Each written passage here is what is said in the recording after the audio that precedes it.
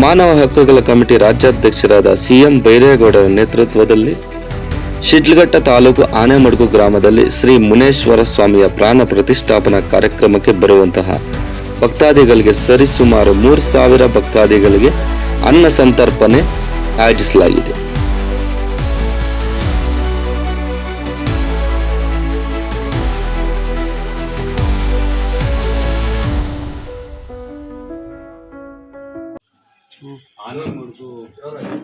ಆನೆಮಡುಗು ಗ್ರಾಮದಿಂದ ಬಂದಿದ್ವಿ. ನಮ್ಮ ಸಿ ಬೈರೇಗೌಡರು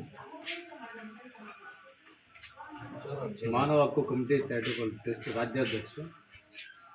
ನಾವು ದೇವಸ್ಥಾನಕ್ಕೆ ಹಣ ನಿಮ್ಮ ಸಹಾಯ ಹಸ್ತ ಆಗಿ ಬೇಕು ಅಂತ ನಾವು ಒಂದು 20 ದಿವಸದ ಹಿಂದುಗಡೆ ಬಂದು ಕೇಳಿದಾಗ ಅವರು ಆಯಿತು, ನಿಮಗೇನು ನಮ್ಮ ಕಡೆಯಿಂದ ನಿಮಗೆ ಏನು ಸೇವೆ ಬೇಕು ಅಂತ ಕೇಳಿದರು. ಆಗೋಣ ನಾವು ಒಂದು 2,000 1,500 ಜನ ದೇವಸ್ಥಾನಕ್ಕೆ ಸೇರ್ತಾರಣ, ಅದಕ್ಕೆ ನಮಗೆ ನಿಮ್ಮ ಸಹಾಯ ಊಟದ ವ್ಯವಸ್ಥೆ ಮಾಡಿಕೊಡ್ಬೇಕು ಅಂತ ಹೇಳಿದ್ವಿ. ಅವರು ಅವತ್ತೇ ಒಪ್ಕೊಂಡ್ರು. ಅದೇ ಮಾತು ಮೇಲೆ ನಿಂತ್ಕೊಂಡು ನಾವು ಇವತ್ತು ದಿನಾಂಕ 8/6/2025 ಮತ್ತೆ ಭೇಟಿಯಾದಾಗ ಮತ್ತೆ ಅವರು ನಾನು ಮಾತು ಕೊಟ್ಟಿದ್ದೀನಿ, ಅದೇ ಮಾತು ಮೇಲೆ ನಿಂತ್ಕೊತೀನಿ.